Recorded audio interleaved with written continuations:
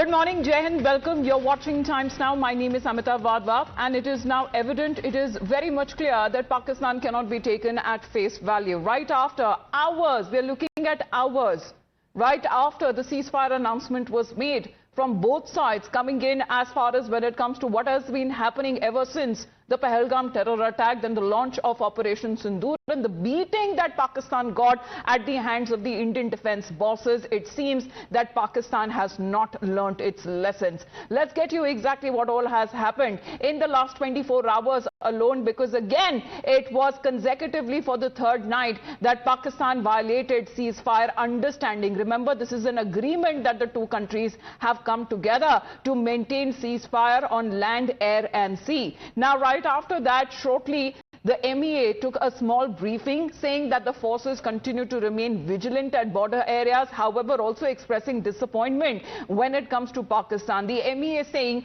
that the forces have been given a complete free hand to retaliate. However, when it comes to Nagrota, there is a base there. There was suspicious movement that was reported as Pakistan continues to spread propaganda post ceasefire violation. There is uneasy calm that remains in Poonch.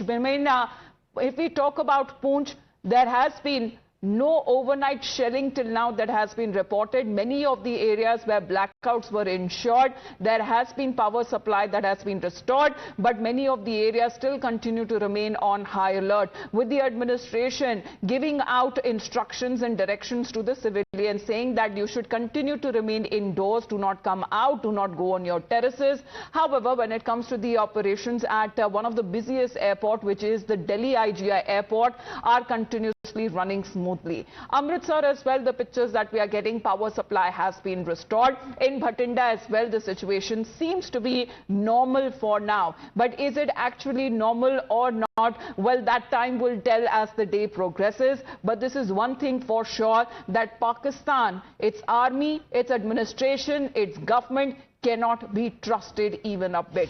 Let's in the meantime get you the